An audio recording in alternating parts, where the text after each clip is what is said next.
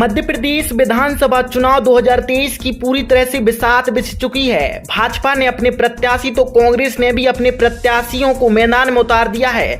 खुरई विधानसभा क्षेत्र की अगर बात करें तो यह हाई प्रोफाइल विधानसभा सीट मानी जाती है, क्योंकि यहां से विधायक मध्य प्रदेश सरकार के कैबिनेट मंत्री भूपेंद्र सिंह चुनाव लड़ते हैं। वहीं कांग्रेस ने खुरई विधानसभा सीट से रक्षा राजपूत को चुनावी मैदान में उतारा है। रक्षा राजपूत से जब बात की गई तो उन्होंने खुरई की जनता का आभार व्यक्त किया है। उन्होंने कहा कि खुरई की जनता ने ही हमारा नाम सर्वे में दिया था। वहीं कांग्रेस प्रत्याशी रक्षा राजपूत ने मीडिया से चर्चा करते हुए कहा कि टिकट में नाम आगे बढ़ाने में पूर्व विधायक अरुणोदय चौबे कांग्रेस नेता गुड्डू राजा का काफी सहयोग रहा है।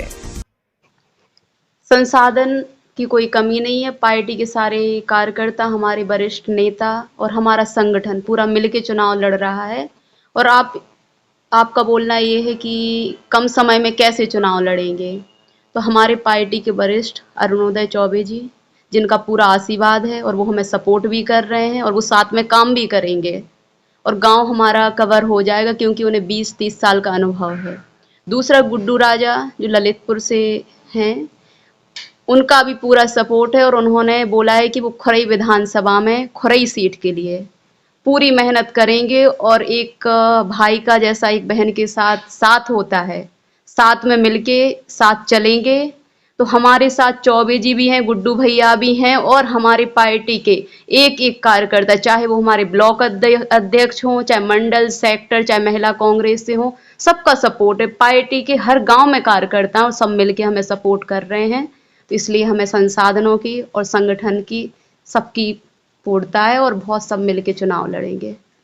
और कहीं ऐसा तो नहीं है कि गुड्डू राजा ललितपुर वाले हैं, हाँ, और अरुणोदय चौबे ये भी टिकट की रेस में थे, कहीं ये आपसे टिकट मिलने से नाराज नहीं? नहीं, आपसे ये बोलना है कि मुझे जो टिकट मिला है उसमें अरुणोदय चौबे जी जो पूर्व विधायक रहे हैं, उन्हीं ने मेरा नाम कमलनाथ जी के सामने रखा कि इस लड़की ने बहुत मेहनत की है और मेरा बहुत संग दिया है। उनके आशीर्वाद से हमें टिकट मिल रहा है।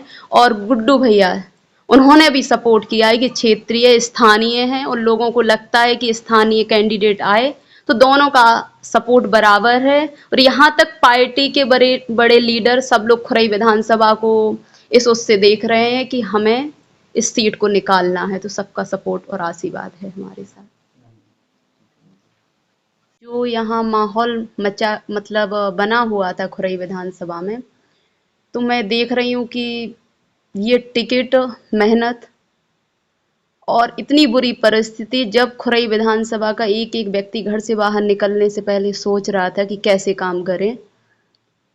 मेहनत से मैंने पूरे गांव कवर किए और गई मैं और कांग्रेस का प्रचार किया।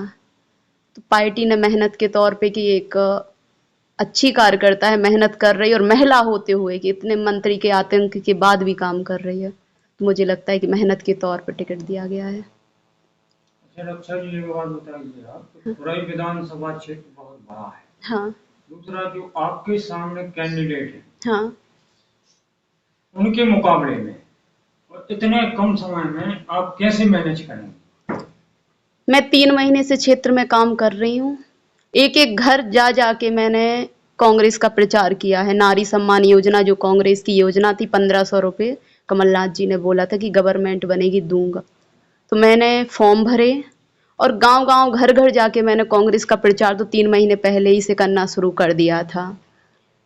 अब आप कहते हो कि उनका प्रचार जोरों शोरों से चल रहा है, तो मुझे तो ये कहना है कि अगर उन्होंने इतना विकास किया है, और विकास का बोलते उन्होंने तो ये तक बोला था कि मैं खुरई विधानसभा में प्रचार तक नहीं करूंगा और ना मैं जनता के बीच में जाऊंगा, यहाँ की पब्लिक मुझे जिताएगी। तो आज ऐसी क्या नौबत आ गई कि उनके घर के पत्नी, बच्चे, भाई, भतीजे खुद रोड पे आ गए। तो कहीं ना कहीं हम लोगों की मेहनत, हम लोगों का काम उनसे ज्यादा है और ये चुनाव खुरई विधानसभा की जनता लड़ रही है, मुझे ये लगता है।